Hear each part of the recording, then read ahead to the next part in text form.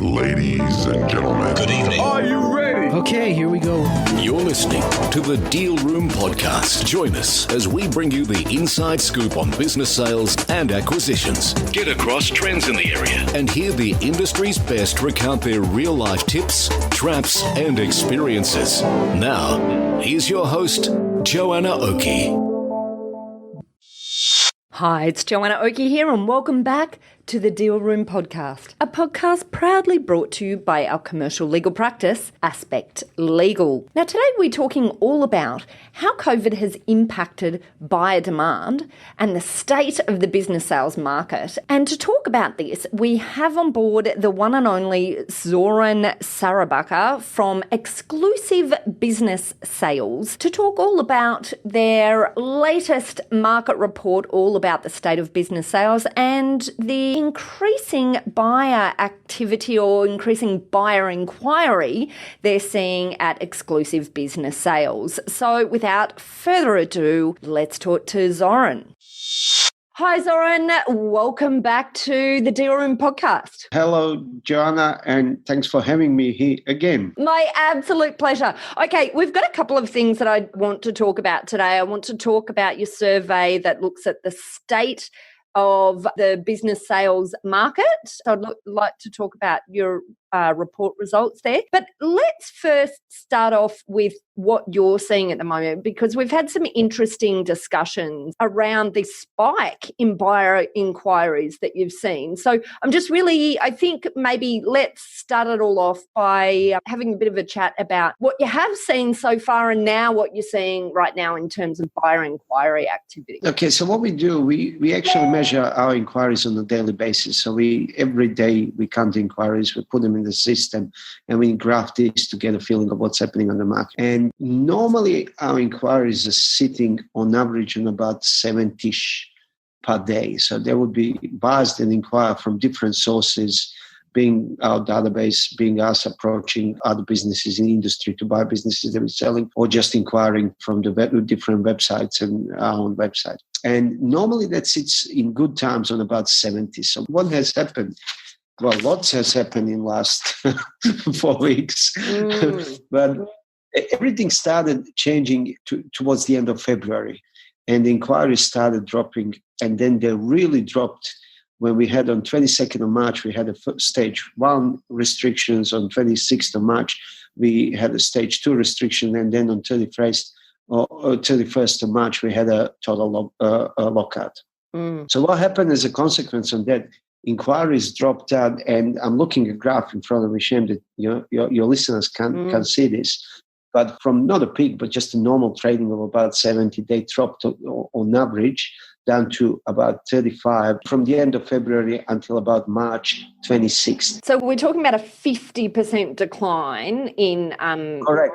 Active. I'm intrigued. I have to say, I actually find that amazing. I find it amazing that there were still inquiries at that point, because going back, we're only looking backwards around about a month now, but that was a massive period of uncertainty. So it's interesting there was still buyer inquiry, which is, Look, it was, but they were not moving very fast. They were looking and still looking. We were all shell-shocked, all right? Yeah. So we just didn't know what happened. There was a big shock. There was a grieving period. People they were looking at the businesses, but no one was making a move.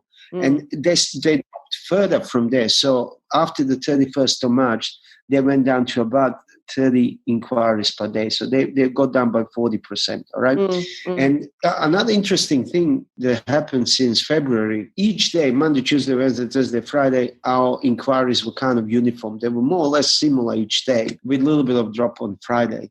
But what happened since then, we had a massive spike every Monday. And I'll give you some examples, like 66 on Monday, and then on Tuesday, 26.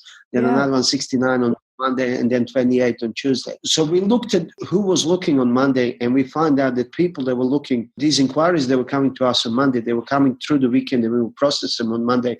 And there were people that were looking for type of size of the job business that can replace their job. Right. So with a profit of up to 300,000. It tells you two things. It tells you that, people are insecure about their work, and they're looking to say, well, if this really gets worse, can I actually buy myself a job, and tells you another thing, that people, they work from home, actually work from home, and only on the weekends they do their private stuff. Otherwise the inquiries will. Yeah. So they've had a shocking week at work. They're worried they're about to be made redundant, and they've spent the weekend looking for businesses they can buy, basically. Correct. And then what happened, we had a 4 days holiday, and we all had the time to reflect and regroup and so on. And then Monday, Thursday after the Easter break, we had 139 inquiries that day, which is double. I can see this massive spike in your, sorry, you, the listener, can't see this. Maybe we'll put it in the show notes, but there's this massive spike. To be fair, there was a 4 days worth of inquiries. We had 4 days to actually, buyers had 4 days to inquire about this. But then continued, and Monday repeated, and we actually now we are back on average somewhere between 60 and 70. So the buyers are coming back.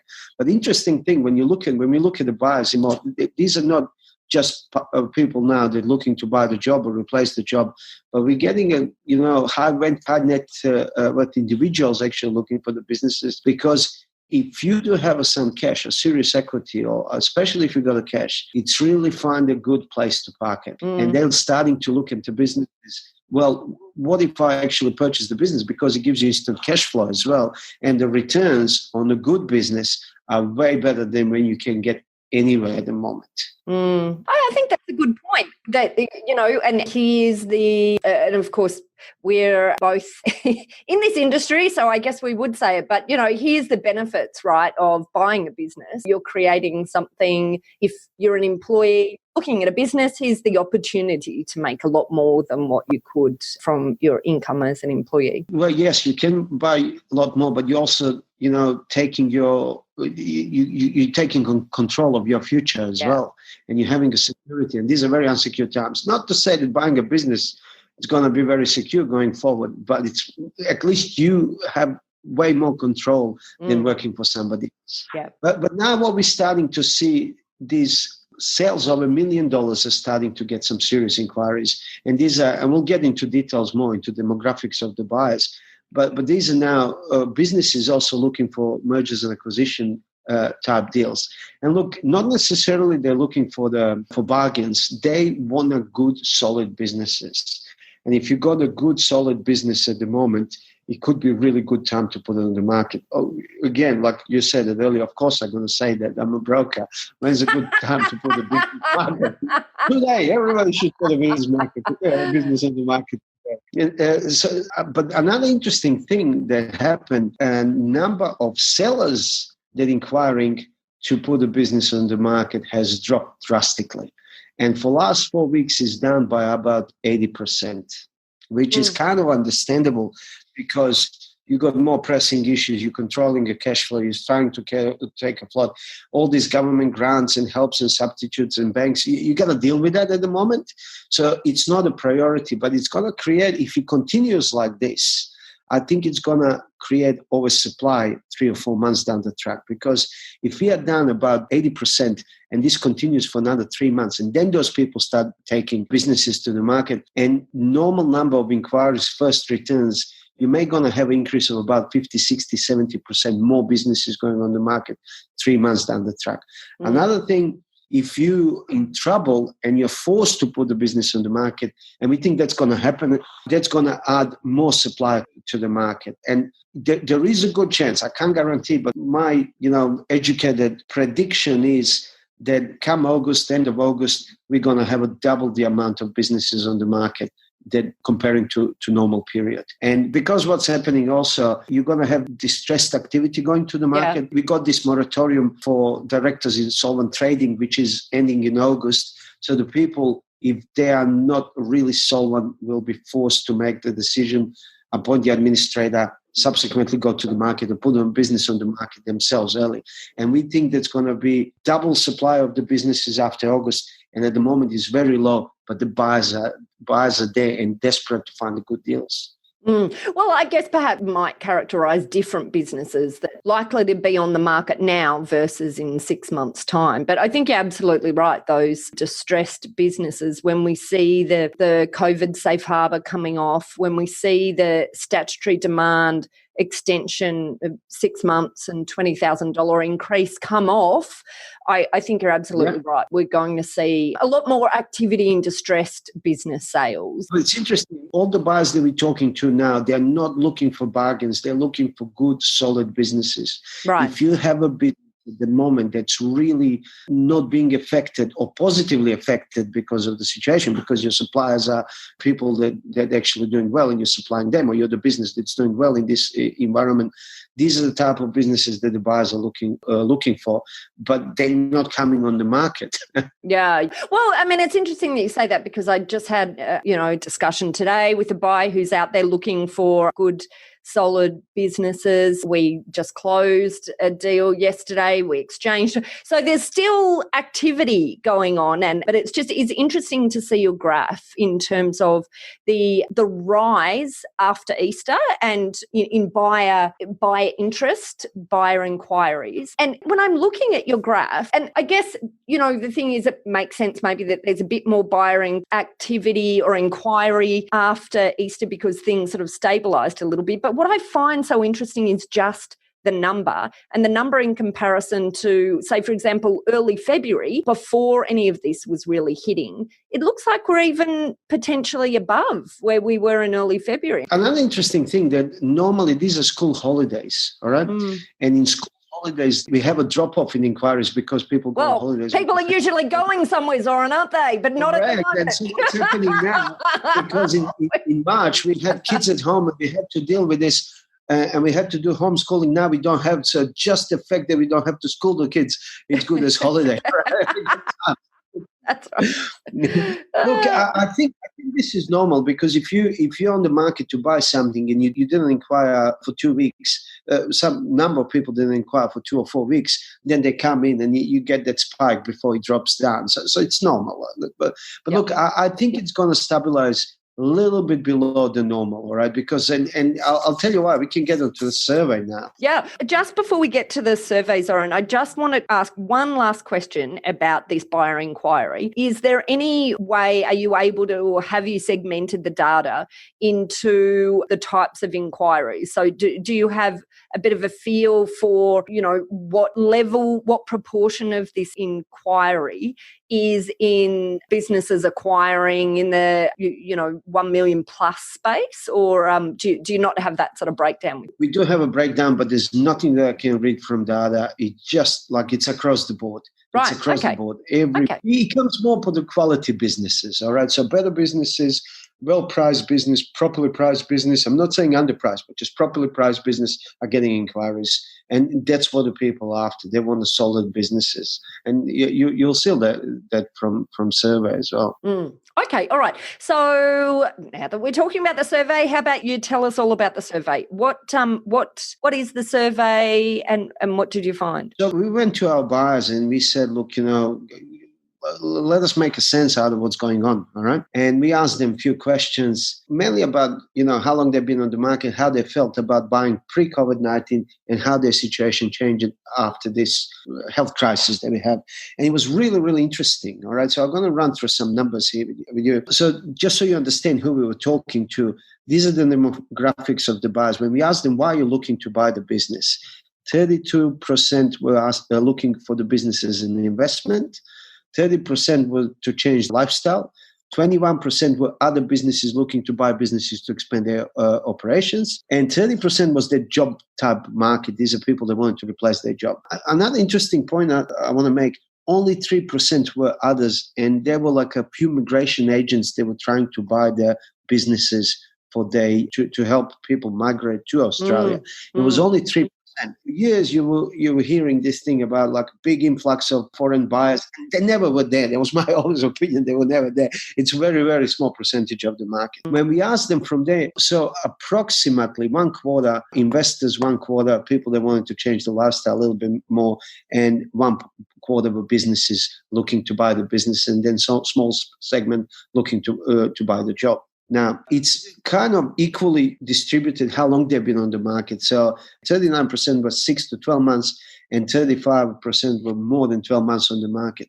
And we know from experience that people that were on the market for less than 6 months, they're just entering. They're probably not going to purchase the business immediately. And then, so about, if you take 25%, about 3/4 of the buyers were solid buyers. They've already spent some time on the market ready to purchase. Wow. When we asked them how positive you were that you're going to buy the business, how confident you were that you're going to find the business pre-COVID-19, 23% said extremely confident, 34% said, well, reasonably, somewhat was 23%, and about 20% either didn't have a clue or not confident at all. So it's a solid. These are real buyers. These are people that wanted to buy businesses. All right. Now we started. Okay, let's look at how this situation affected your way of thinking and how do you see situation going forward. All right. So we asked them, how long do you think the crisis is going to last for? 85% said more than 6 months. 85% think this is going to stay for 6 months before it starts normalizing. All right. 14% thought 3 to 6 months, and there was 1% that they thought it's going to be less than 3 months. All right. And I hope they're right. Your rose-colored glasses responders. Yes. Now, I know this is I like a good Zoran. Look, and more than half of the people thought that the recovery is going to be slow.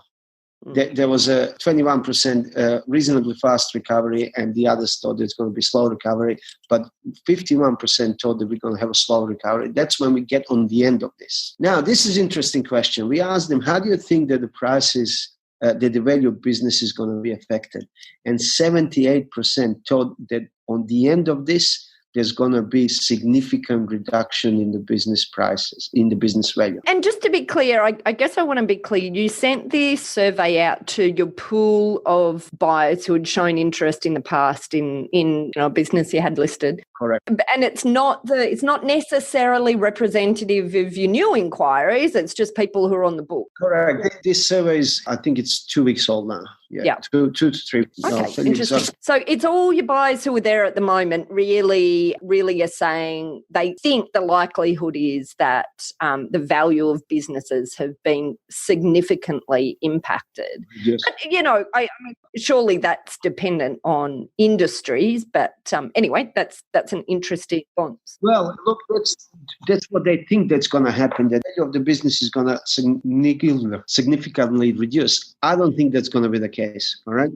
Because, yes, if your profit drops, value of your business is going to reduce. But I think if your profit holds, especially if it increases a little bit, you may going to be able to demand some premium. Makes sense because your business. Yeah, it does make sense. I just have to throw in, this is hilarious, Zoran. I love the last option here on question 6. And this is, how do you think the value of business has been affected? As we just discussed, that a significant number have said significantly reduced. I love the number, no clue, 5%. Well, it is fair. It's all guesstimate. But look, what you're talking is about not what's going to happen, but how people feel. All right? Yeah, exactly. That's right. Yeah. Look, if you ask me if something like this happens, I would guarantee you that because we know in GFC, the number of businesses that went on the market increased, but the buyers decreased. And at the moment, it's opposite. It's really, and look, when you look into data, you actually understand why. But we're actually having a lower supply and increased demand. Banks are lending. It's not like a GFC. You can borrow the money for the business. Banks want to give money. Banks are encouraged to give money.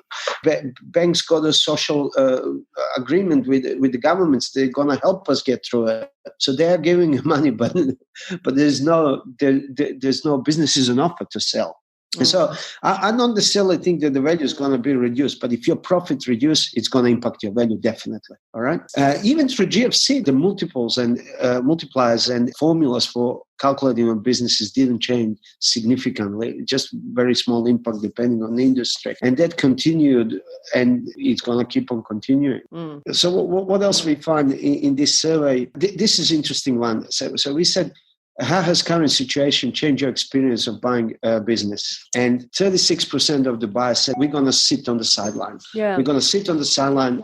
We're going to see what happens. So 32% of the people told us then they see opportunity in the current market. All right. But maybe we didn't ask a question. I don't know what opportunity means. Just you think they're going to be good deals or you're looking for the bargain. All right. Yeah, I don't know what. 22% told us, look, we still want to buy a business, but we are cautious and we want to buy a good, solid business. All right. So these are three main segments. Now, 36% will sit on the sideline for some time. All right. Now, that's going to really not show which part of this is this 36%. I would say people that were looking to change their lifestyle, which was 30-odd%, may going to sit on the sideline. But if you need an income, or you need to invest, and if your business want to buy the businesses, I think this market's still going to stay very active over the next 3 to 6 to 12 months. I was just going to say one thing that I think is interesting about the response to this particular question was that only 7% said they were no longer interested in buying a business. So,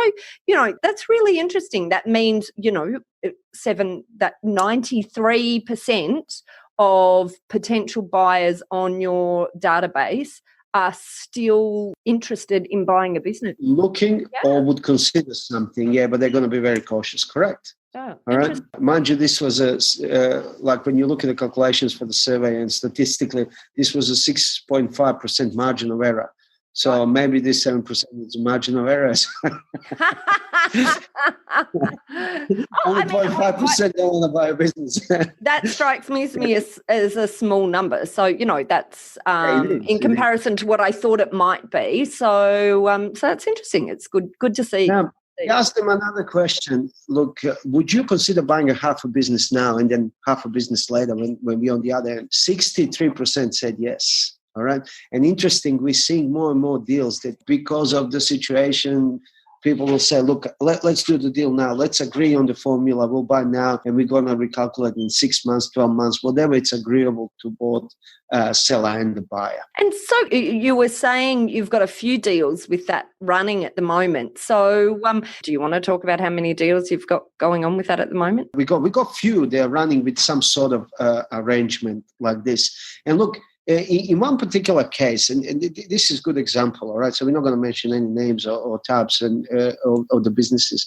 But in one particular case, the seller is in serious trouble due to the cash flow problem. So the buyers that we had on it, not trying to take the advantage, but really we're trying to make a deal happen and help everybody. Because unless the cash injection is put, the business is probably not going to make it to the other end. Right. So now we're going to buy. Said, look, all right, we want some sort of discount because we're going to input the money, but we're going to finance this through taking over your debt. All right, so that becomes a way to finance actually transactions. So we'll take your debt to supplier. We're going to make an arrangement with them. Let's get it to the other end. And then based on the formula, we're going to pay you the balance. You're structuring those deals. There's always a risk with any deferred payment. But if the goodwill is there and we commercially do it, you can always secure it. Yeah. I mean, you can find ways, can't you? There was one open-end question on the end where we said, well, what are the characteristics of the businesses that you're looking for going forward? There was all sorts of stuff that people told us. But two groups were two answers was we could group them together.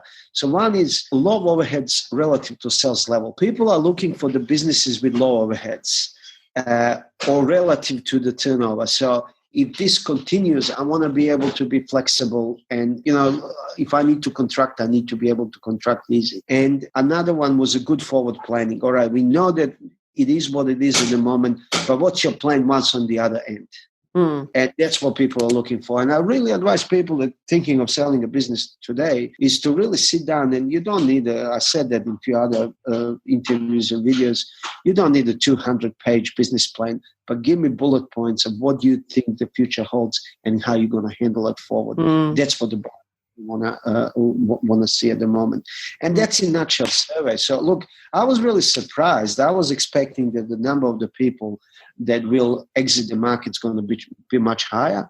And I was also surprised with increase. So, well, we kind of knew the increase in buyers looking to buy a job or secure their income will increase, but we don't think that's going to increase this quick. Yeah. Well, look, it's really interesting news from the report, and certainly from your spike in buyer inquiries. Just shows you that, I guess, just rehashing, it potentially is a great time to get back into the market if you're a buyer, and maybe before the flood of buyers come in. I don't want to be alarmed, but when you think about it, there's a really good chance that may going to happen, that in 6 months' time, we're going to have oversupply.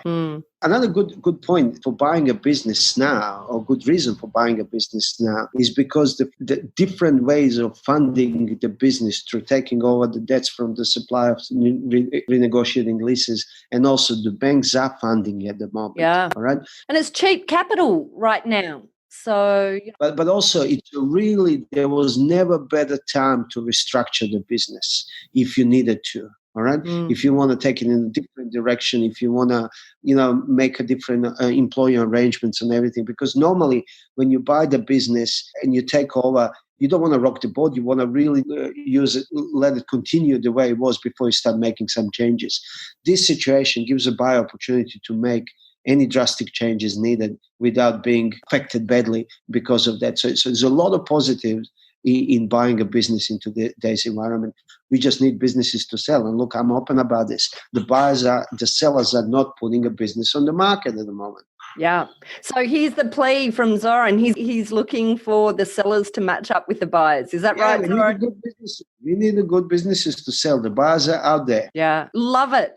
Now, look, before we leave, I've just got a quick question. So firstly, what is the general range of industries that these prospective buyers are in? Well, look, across the board, like, if you're seriously affected, it's going to be a bit of a hard task to do it now. But in general, anything business to business, business to consumer, like always was, manufacturing is starting to get a little bit more popular.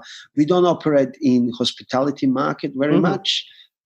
So I wouldn't know how that has been affected, but everything else outside hospitality, retail's been affected a little bit negative at the moment, simply because there's no movement of people. A lot of retailers operating on very, very small income at the moment, and all the issues with the leases and renegotiations. So that's definitely been affected.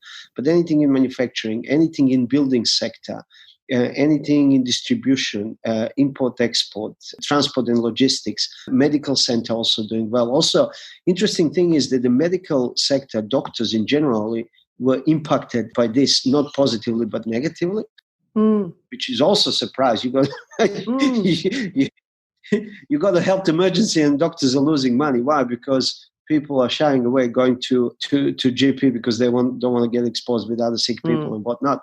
But we got a few medical centers of the market, and even that there is an uninterrupted demand for those businesses as well. Accounting practices are still selling. So yeah, look, across the board. Excellent. Okay, wonderful. And my last question is: you had Xcllusive during the GFC. Yes. Yeah. And so, do reflecting back on the GFC, and I take your point, and I agree. This is potentially quite different to the GFC. But were there some of the, I guess, trends after the GFC that you think might be replicated here? Is there anything that you're taking out of your learnings during the GFC that you think is interesting to reflect on now? Definitely. We expected that this job-type market's going to increase. People that looking for the income, and that has increased. Yeah. GFC, what we had a shortage of capital, and we couldn't finance the businesses. Yeah. We think that's going to be opposite. Capital is going to be available. Bank will need to lend. And so I think that's going to be positively affected. Another thing with distressed sales and external administration and liquidations have started happening immediately after GFC. And now, because of this grace period of 6 months, we think that's going to start in August, September. That's going to increase. Yeah. These are the similarities that I can see. But I think from business sales point of view, because the capital is more available than was in GFC, I think it's going to be a different picture from looking from that side. The transactions will be happening relatively faster than what they were in GFC, because raising money in GFC was really, really hard. So, summing up, it seems like the message is, if you're thinking of selling your business, don't feel like it's not possible right now. There's buyers out there. Correct. Look, I don't want to say this is the greatest time to sell the business. If you didn't want to sell the business and you have a good business, you shouldn't put a business on the market, all right? If you don't need, but if you needed to before this crisis and you wanted to sell for this before the crisis, there is no danger. There's a lot of positives going early rather than later. That's my message. Brilliant. And so, Zoran, I guess now's a good time to throw in a bit of a plug. Where do our listeners go to if they're perhaps looking at selling their business, or they're an advisor who have businesses that are interested in selling? How do they go about finding you? Finding us. Look, we are a national company. We operate everywhere except in Western Australia. So just Google us, Xcllusive Business Sales, and you'll find our website and contact us. One of our analysts or brokers will talk to you and give you as much information so you can make a decision should you put a business on the market or not. Another way to find me, just Google Zoran, the business broker, and I'll pop up somewhere in the search. much easier to remember.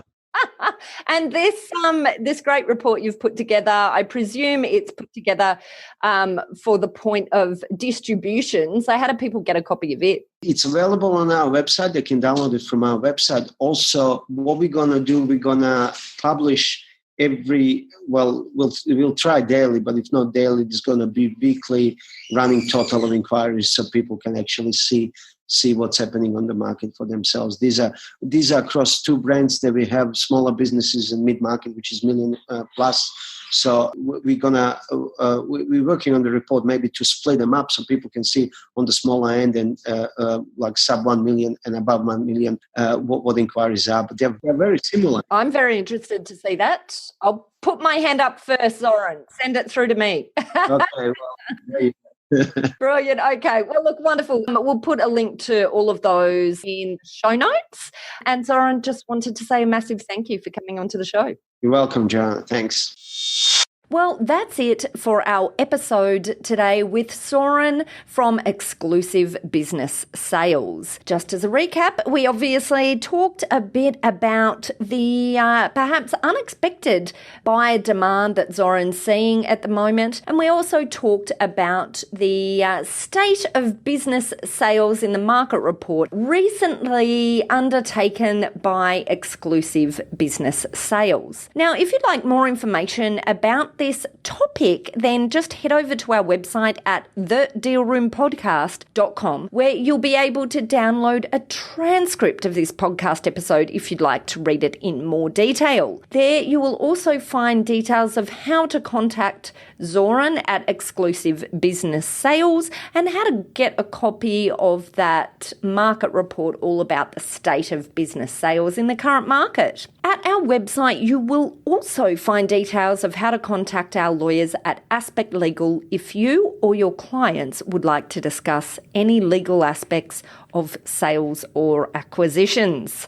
And finally, if you enjoyed what you heard today, then please pop over to Apple Podcast or your other favourite podcast player and hit subscribe. Well, that's it. Thanks again for listening in. You've been listening to Joanna Oakey and the Deal Room Podcast, a podcast proudly brought to you by our commercial legal practice, Aspect Legal. See you next time.